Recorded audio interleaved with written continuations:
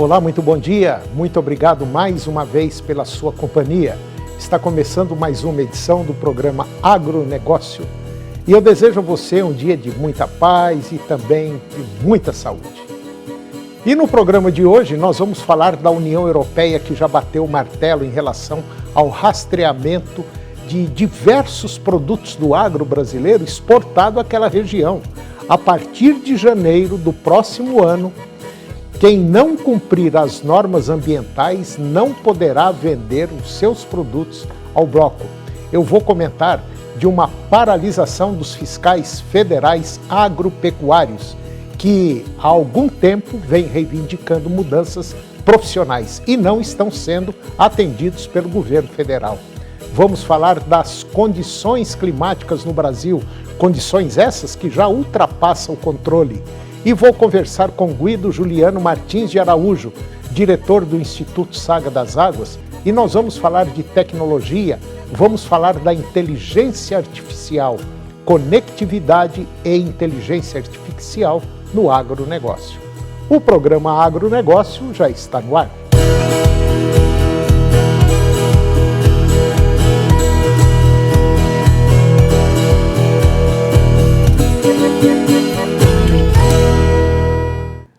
Eu começo o programa de hoje falando de uma possível paralisação dos fiscais federais agropecuários, que há algum tempo vem reivindicando mudanças profissionais e não estão sendo atendidos pelo governo federal. Os auditores fiscais federais agropecuários estão prestes a votar em Assembleia Geral sobre a possibilidade de declarar estado de mobilização, o que pode resultar em paralisação ou até greve. A insatisfação da categoria está relacionada principalmente a uma proposta recente do Ministério da Agricultura e Pecuária que sugere mudanças na estrutura das superintendências regionais. Os auditores temem que essas mudanças favoreçam nomeações políticas em cargos de chefia, o que poderá comprometer a imparcialidade nas fiscalizações de frigoríficos e outras atividades essenciais.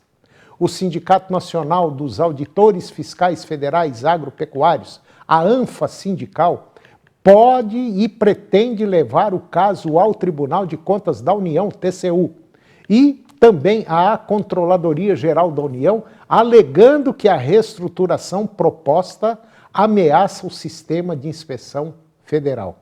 O sindicato alerta para os riscos de corrupção, como os revelados pela Operação Carne Fraca em 2017, que envolveu a liberação de carnes adulteradas no mercado brasileiro. O Brasil possui 27 superintendências regionais de defesa agropecuária, uma em cada estado, cujos cargos são frequentemente ocupados por indicações políticas. No entanto, serviços fundamentais como o Vigiagro, que é a vigilância agropecuária internacional, e a inspeção de produtos de origem animal, atualmente respondem diretamente à Secretaria de Defesa Agropecuária em Brasília, sem interferência das superintendências. A proposta do Ministério da Agricultura de subordinar essas fiscalizações às superintendências regionais gera preocupação, pois pode enfraquecer o sistema de defesa agropecuária aqui no nosso país. E agora vamos comentar das exportações do agro brasileiro. As exportações brasileiras de produtos agropecuários seguem fortes neste ano, com destaque para o aumento significativo nos volumes de carne bovina in natura e também carne suína. Segundo o CPEA, Centro de Estudos Avançados em Economia Aplicada, o avanço nas exportações está diretamente ligado ao crescimento de 29% nos embarques de carne bovina e 2% de carne suína no primeiro semestre, comparado ao mesmo período do ano passado. Apesar do aumento no volume exportado, o faturamento em dólar apresentou uma leve queda devido à redução nos preços internacionais. E de acordo com dados do CPEA, o faturamento externo do agronegócio brasileiro somou 82 bilhões de dólares de janeiro a junho. E isso significa dizer que nós tivemos uma queda de 5% nos preços médios em comparação com o primeiro semestre de 2023, mesmo com um aumento de 4,5% no volume exportado. Além da carne bovina e suína, o escoamento de produtos como o algodão, que cresceu 228%, açúcar cresceu 49% e o café 52%, também contribuiu para o avanço nas exportações. A China segue como principal destino das exportações do agronegócio brasileiro, respondendo por cerca de 1/3 dos embarques, com destaque para soja em grão, carne bovina e suína. Além disso, países como Estados Unidos, Emirados Árabes Unidos, Arábia Saudita, Índia, Egito e México também aumentaram as suas compras de produtos brasileiros. Para o segundo semestre de 2024, a expectativa de um bom desempenho no volume exportado no restante do ano está na superação do recorde de faturamento de 2023.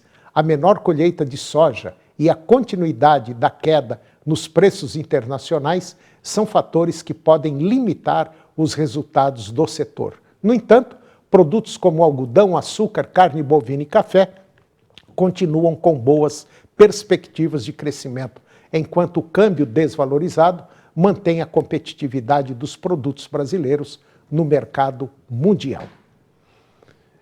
E agora, você vai ver que a União Europeia bateu o martelo em relação ao rastreamento dos diversos produtos do agro brasileiro exportado para aquela região.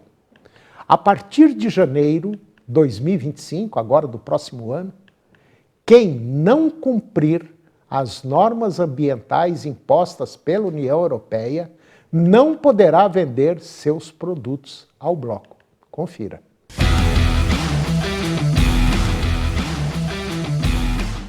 A rastreabilidade para a atividade da pecuária de corte está se tornando cada vez mais essencial, uma vez que as exigências para a exportação e forma de consumo mais consistente, do ponto de vista socioambiental, é crescente no mundo todo.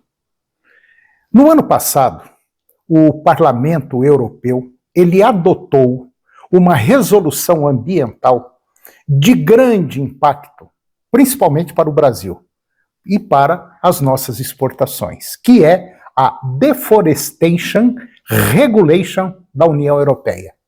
Essa Deforestation Regulation da União Europeia se trata de uma regulação que irá proibir, a partir de janeiro do próximo ano, a comercialização e importação de produtos agropecuários derivados da produção de gado, café, óleo de palma, madeira, borracha, soja e cacau em território europeu, oriundos de desmatamento ocorridos depois do ano de 2020.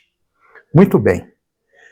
Para preservar florestas, biodiversidade e combater as mudanças climáticas, a União Europeia estabeleceu que esses produtos produzidos em áreas de florestas convertidas depois de 31 de dezembro de 2020 serão proibidos de ser comercializados. E para aferir essa exigência, a norma exige que comerciantes e importadores submetam à autoridade pública competente. Submeta-se o quê? Análise de risco, informações do produto como riscos do país de origem, áreas de florestas, presença de comunidades indígenas, degradação florestal e tem mais, histórico de crimes ambientais e não conformidade com critérios socioambientais, entre outros pontos importantes. O Reino Unido também irá exigir que os produtos agropecuários importados para o seu mercado comprovem por meio de auditoria, regulação ambiental e rastreabilidade. No quesito de rastreabilidade, hoje, a GTA, que é a Guia de Transporte Animal, é um documento obrigatório aqui em território brasileiro para o transporte de animais junto ao Ministério da Agricultura, Pecuária e Abastecimento. Pois bem, isso com o propósito de atestar a origem e segurança sanitária do animal. A GTA somente consegue demonstrar um transporte, um deslocamento do animal de um ponto a outro e não dispõe de identificação individual do animal de forma completa por todas as fazendas pelas quais esse animal passou. E nesse sentido, o Sistema Brasileiro de Identificação e Certificação de Origem Bovina e Bubalina, que é o SISBOV, ele tem o propósito de ser um sistema de rastreabilidade e identificação individual dos animais, visando a exportação para o mercado europeu, suprindo os limites da GTA. Para a União Europeia, essa rastreabilidade individual do animal é somente metade do caminho, tem muito mais coisa. Agora, deveremos comprovar que esse animal, ele não teve origem em imóveis rurais que sofreram desmatamento. E para que isso aconteça, será necessário cruzar os dados da rastreabilidade individual desse animal com os dados ambientais dos imóveis rurais pelos quais ele passou ao longo de sua vida até chegar ao abate. E dentro desse quesito, o Brasil conta com o Cadastro Ambiental Rural, que é o CAR, em que o produtor já informa ao órgão competente o status ambiental da sua propriedade. Muito bem. Nesse sentido, a validação do CAR continua um grande gargalo com quase todos os estados brasileiros, exceto São Paulo, com 92%, Espírito Santo e Pará, com 70% de análise concluída.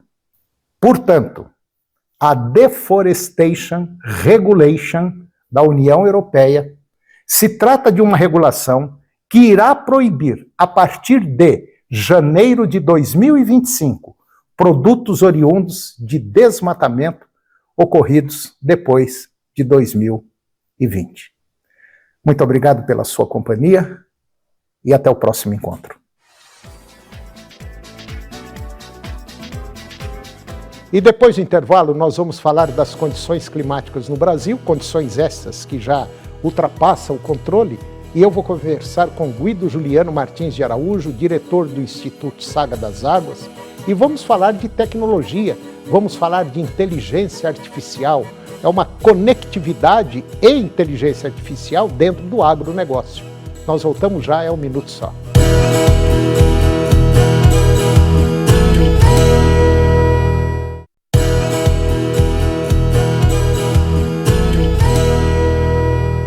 Nós estamos de volta e agora vamos falar das condições climáticas aqui no Brasil. Condições essas que estão passando o controle. A onda de calor que se iniciou no Brasil no começo de setembro, até um pouco antes, ela deve persistir até o próximo, agora dia 20, dia 30, segundo informações da Climatempo.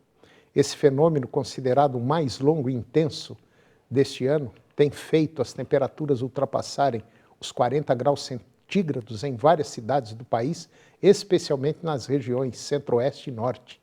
Lá no Mato Grosso e Mato Grosso do Sul, os termômetros podem chegar agora a impressionantes 44 graus centígrados.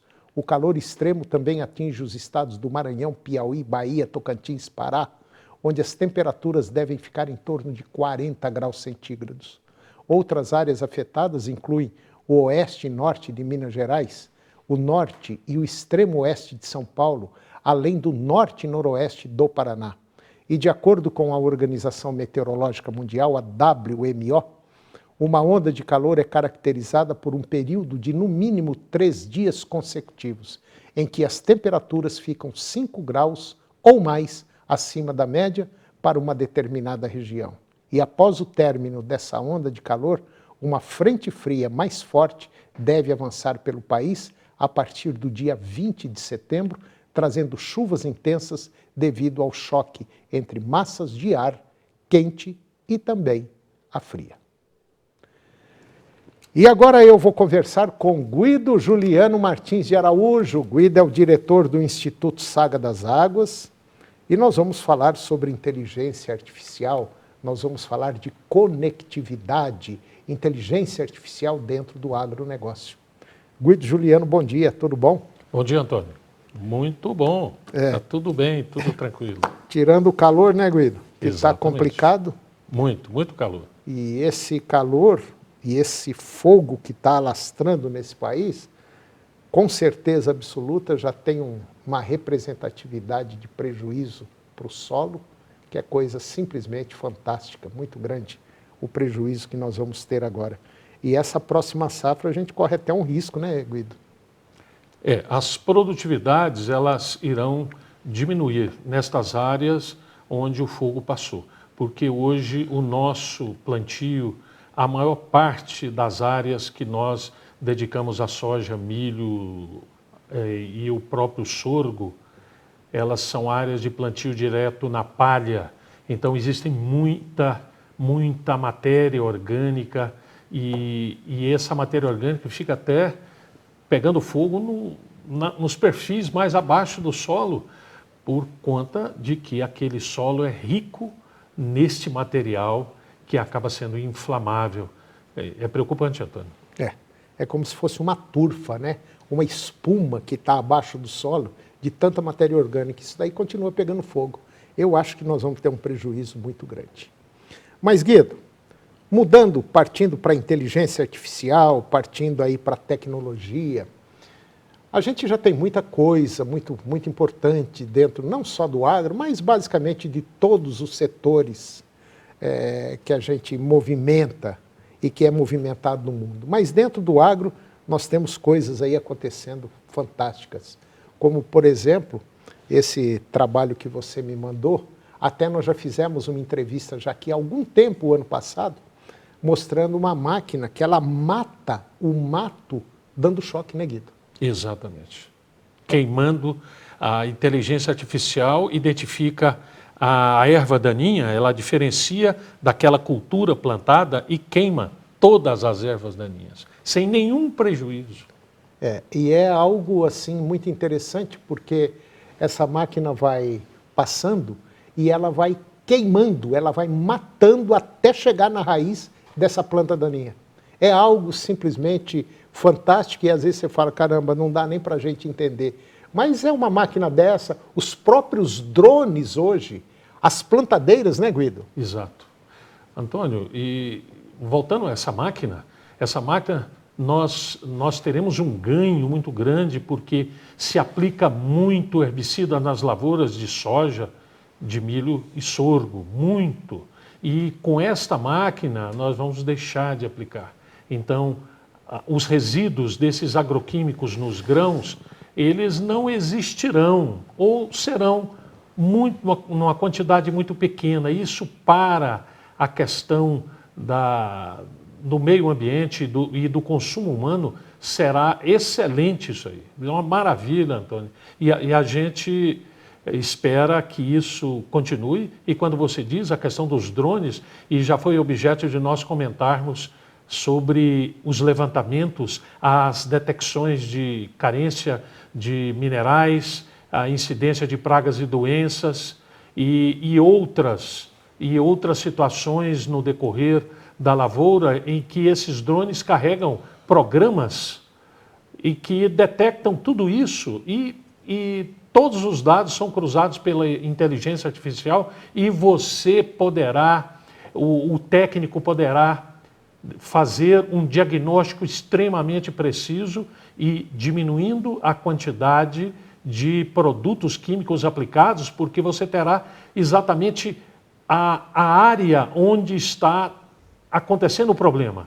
e você poderá atacar, e não como antigamente, em que as pessoas colocavam os agroquímicos na área toda. Quando existia uma infestação de alguma praga, de alguma doença, se aplicava em tudo. E hoje não. Você tem mecanismos para coibir esse uso indiscriminado de agroquímicos na área toda. Então, nós já temos hoje produtos com menos quantidade de agroquímico, e nós vamos ver, Antônio, a partir desses próximos anos, uma diminuição drástica da aplicação desses venenos. Eu tive o prazer outro dia de acompanhar a aplicação de produto químico num pasto para matar o mato, praga daninha que dá no pasto. E é incrível, o drone ele sobrevoa, ele identifica as pragas, porque já é programado para isso, ele identifica essas pragas, aí recolhe o drone, acerta lá no programinha e tal, põe o veneno no drone e ele levanta voo e começa. Ele voa assim a uma altura, dependendo do mato, da altura da planta do mato, ele sobe ou ele desce. E ele só joga naquela planta. Exato. Era aquilo que você estava falando, que ainda tem-se hoje, pegar aqueles produtos, aquelas máquinas enormes e aplica na área toda, sendo que você estava jogando dinheiro fora e tendo uma contaminação muito grande. Hoje não. A inteligência artificial vai exatamente só no problema. É incrível. Exatamente, Antônio. Antônio, e tem um detalhe muito interessante. As pessoas têm muito medo que essa inteligência artificial vai dominar o homem, né? Mas o que nós sabemos que a inteligência artificial não vai dominar as pessoas. Porém, as pessoas que utilizarem a inteligência artificial, essas pessoas vão dominar as demais pessoas. Isso é uma verdade. E a gente sabe, Antônio, que a inteligência artificial ela chegou para valer. Nós estamos no ano 2 da inteligência artificial. Nós estamos apenas no começo dessa nova etapa da humanidade em que a inteligência artificial vai atuar em todas as atividades humanas, não só no agronegócio, na medicina. Ela já vem atuando e a cada dia nós teremos uma precisão maior nos diagnósticos, nas cirurgias. O próprio direito, o estudo do direito e a prática do direito, já hoje a inteligência artificial interfere para fazer uma série de trabalhos que eram muito custosos e demorados. Hoje a inteligência artificial faz isso para o profissional, quer dizer, dará maior celeridade à justiça. Nos hospitais nós teremos pessoas salvas pela inteligência artificial. E o mais interessante de tudo isso é que a gente às vezes mistura a ficção, aqueles filmes que a gente assiste, e a gente fica assim às vezes meio assustado. Mas é bom a gente lembrar que quem está criando a inteligência artificial é o homem, né, Guido? Quer dizer, não é que isso vai dominar, ele vai facilitar o trabalho da gente. E como vai facilitar? Outro dia, conversando com um mecânico, até muito bom esse mecânico, ele falou assim, pois é, Antônio, mandei meu filho lá para São Paulo fazer um curso daquela máquina que eu comprei. 90 mil reais a máquina. Eu falei, o que essa máquina faz? Ela falou, faz tudo que um bom mecânico precisa. Ela faz tudo. Você põe ela detecta onde está o problema. Você vai lá, o problema é aquilo ali. Sabe? É interessante um negócio desse. Exatamente. E nós estamos vendo aí nas fazendas, né, os tratores autônomos sem tratorista, e quando chega a dar algum defeito, o próprio programa que está gerenciando aquele trator mostra o defeito. Então, facilita muito e vai diminuindo muito o custo de produção de alimentos. É só a gente pegar um bom celular, que é mais do que isso. É incrível, né, Guido? Cada coisa que se consegue fazer. E o mais interessante também de tudo isso é que muito pouca gente, assim, da nossa idade, a turma que tem aí o seu 60, 70, 80, teve o privilégio, foi assim, abençoado por ver tudo isso nascer, né, Guido? Nós somos a única geração que assistiu essa transição, essa mudança de paradigma na humanidade. E é bom a gente observar que aquele primeiro celular que nós usamos, aquele analógico, tinha mais tecnologia do que toda a tecnologia que levou o homem a pisar na Lua. Só isso. Então a nossa geração é privilegiada e conhece muita coisa. Os veião aqui da televisão sabem do que eu estou falando, né, Guido? Exatamente. Então falou, Guido, mais uma vez, muito obrigado pela sua presença, foi um prazer tê-lo aqui e até a próxima. Até a próxima. Obrigado. E o programa de hoje chegou ao fim e eu termino o nosso programa com a seguinte frase: sou do tamanho daquilo que vejo e não do tamanho da minha altura. Muito obrigado pela sua companhia, que Deus nos abençoe e até o próximo programa.